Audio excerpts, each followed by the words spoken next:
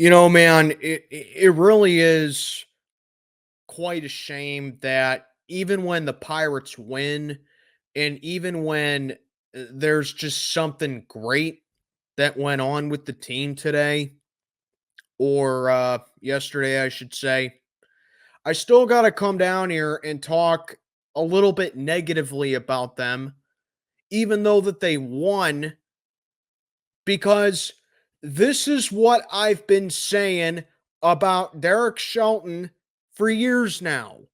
The Pirates win games in spite of him. He is a terrible manager. What's going on, everybody? I'm Mac, back with another video. As always, do me a favor, like, comment, subscribe, follow on Instagram. Link is down in the box below.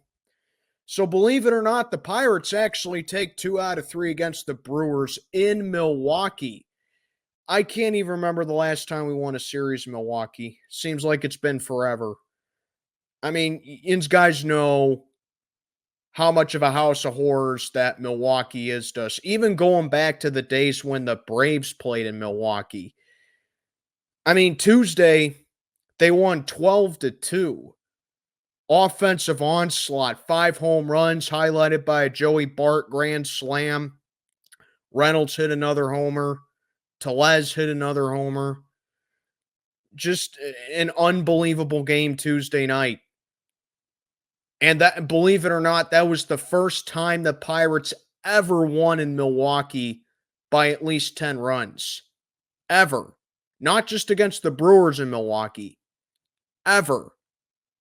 Even going back, like I said, even when the Atlanta Braves were based in Milwaukee.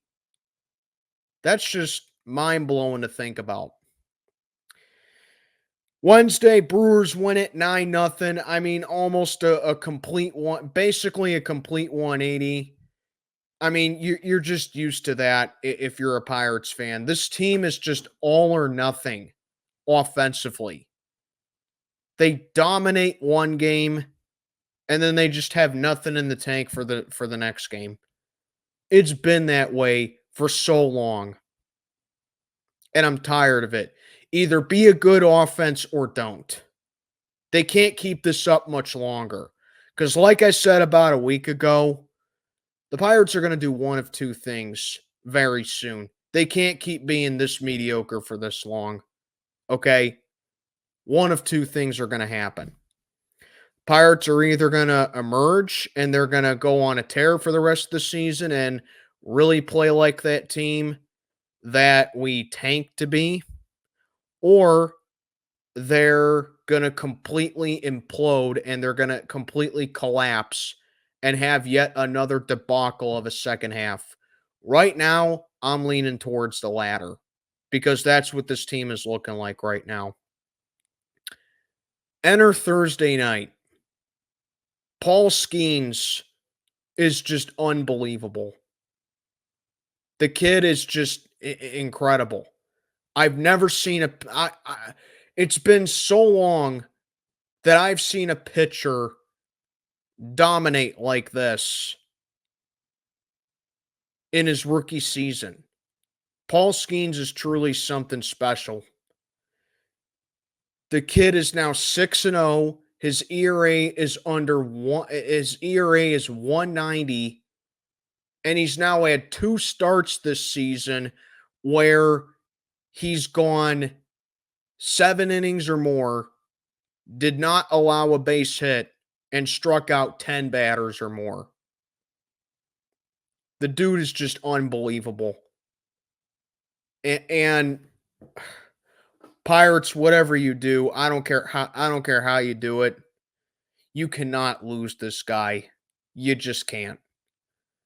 I don't care how much he's worth when the free agent market comes.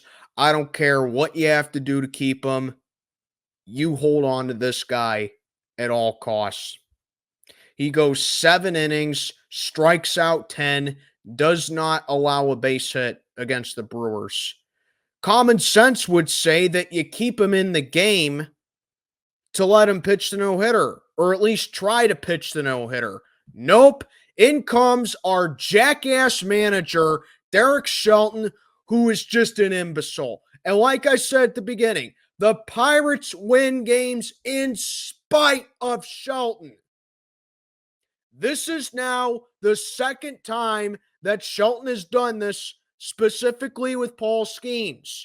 Remember his second start against the Cubs, where he threw, what, 6 or 7 no-hit innings against the Cubs? Well, he just did it again against the Brewers. And look, the first time, I understand it because it was just his second start. I understand it. I didn't agree with it, but I understood it at least. Has Paul Skenes shown that he's just a scrub and this is all just a fluke start to his career? I don't give a, and I know I'm gonna get these comments down in the comment section below. Oh, Mac, you're selfish. Oh, why would you want Shelton to have him throw over 100 pitches and blow out his arm, and he needs Tommy John? Do you want him, to throw out his arm like that? His pitch count was high. Yes, I understand his pitch count was high. And no, I don't care because he was still pitching a no hitter. Stop coddling the guy and let him pitch the no hitter, you freaking douche nozzle. Instead, Shelton takes him out. The Brewers immediately get back-to-back base hits in the 8th inning. I mean, still, the Pirates won the game 1-0, thanks to Yasmani Grandal producing the only run for the Pirates. But like I said, it's amazing that I have to sit down here and go like, just imagine if Shelton just let Paul Skenes just pitch the no-hitter. If he didn't get it, he didn't get it. Oh, well. Then you could yank him. Stop coddling the guy because let me tell you, he is never gonna be able to throw a no-hitter as long as this coaching staff continues to hold his hand and still goes like, well, he's a flamethrower pitcher. He can throw 100 miles an hour like it's nothing at all. We have to watch it. No, screw that. If the guy's pitching a no-hitter, you keep him in there. Your plan goes out the window if that's the case. I mean, after all, this is the same coaching staff and the same manager and the same pitching coach that pulled Jared Jones out of the game after having only 59 pitches against the Mets when he was shutting out the Mets. The same staff that allowed Quinn Priester to stay in a game in his debut against Cleveland when the Pirates were down 7-0.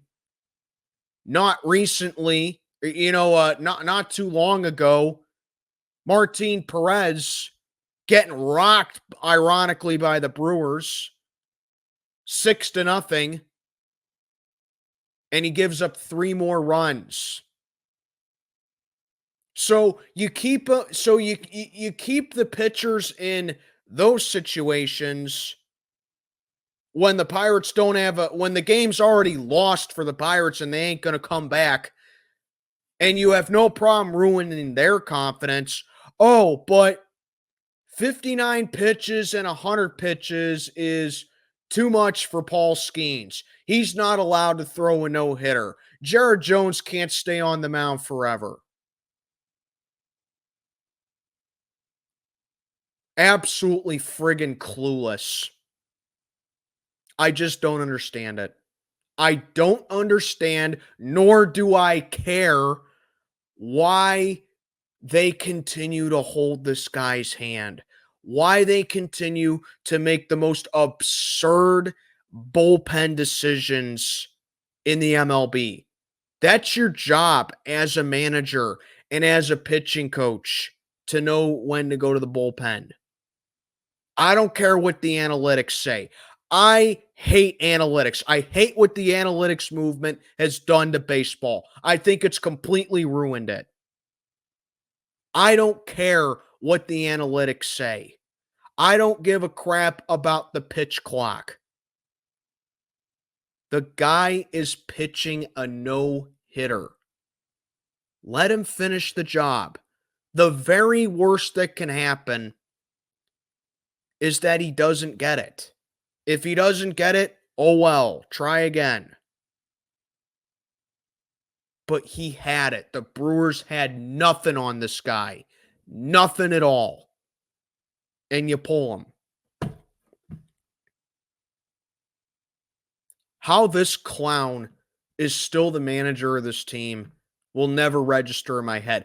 How we extended this guy for 3 years will never register in my mind.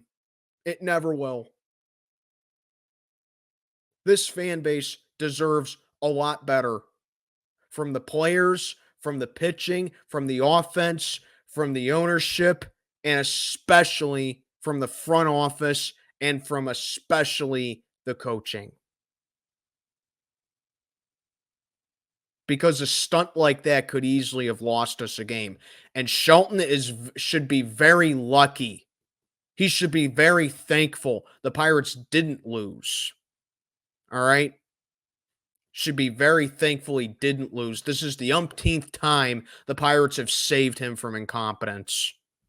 And if you think I'm being too hard on him right now, imagine how I'll be if the Pirates drop this series to the Chicago White Sox starting this weekend.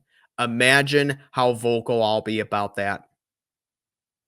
And is it sad that I have to sit down here and say that, in all honesty, I could see us losing that series to the White Sox? We seem to beat good teams, but we can't beat the bottom feeders. I mean, after all, got swept by the Oakland A's, dropped the series to the Angels, barely squeaked by against the Colorado Rockies twice this season, dropped the series to a very mediocre Toronto and Tampa Bay team, and couldn't beat Detroit either. Would not surprise me in the least bit if the White Sox won this series. Anyway, I'm rambling on, 12 and a half minutes in. Let me know what you think down in the comments below. I'm Mac, checking on out for the day. Have a good one, everybody.